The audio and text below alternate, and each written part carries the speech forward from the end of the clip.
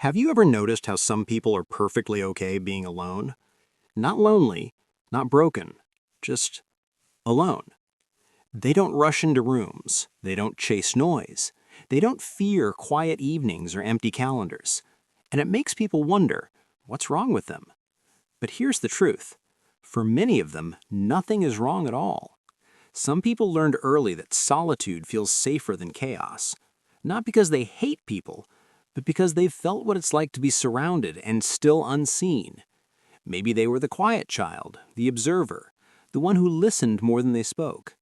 They learned to sit with their thoughts, to entertain themselves, to find comfort without an audience. And over time, that became strength. Others didn't choose solitude at first. It chose them. They were in relationships where they had to shrink, friendships where they were always the one giving, rooms where their presence was tolerated, not valued. So their nervous system adapted. It learned that peace lives in distance, that being alone hurts less than being misunderstood. That's not avoidance, that's self-protection. People who prefer being alone often feel deeply. They absorb energy. They notice shifts in tone. They read between words. Crowds drain them. Surface conversations exhaust them. Not because they're superior, but because their minds don't shut off easily. So they choose fewer connections, but deeper ones. They don't need constant interaction to feel alive. They need space to process, to think, to breathe. And when they're alone, they're not empty. They're full. Full of thoughts, memories, questions, ideas. Alone time is where they reset, where they make sense of the world, where they reconnect with themselves. This is something people misunderstand. They think preferring solitude means fear, social anxiety, or sadness.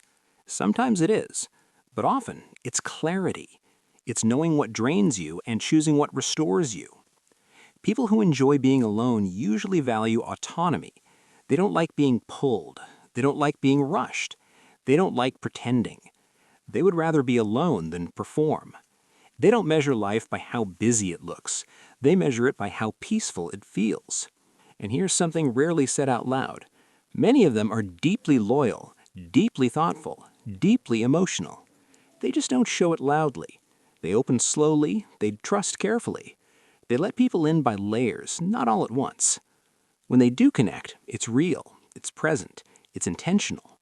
But they won't force it, because they've learned something important. Connection means nothing if it costs your peace. So they choose solitude over noise, depth over volume, presence over performance. And no, that doesn't mean they don't need people. They do. They just don't need many. They need honesty, safety, silence that feels shared. And if they don't find that, they're okay being alone. Not in a sad way, in a grounded way. So if you're someone who prefers being alone, maybe you're not disconnected. Maybe you're just deeply connected to yourself. And maybe that's not something to fix. Maybe it's something to respect. Let me ask you this. When you're alone, do you feel empty or do you feel at peace? Tell me in the comments. And if this felt like it was describing you, subscribe. We talk about the quiet parts of human psychology here.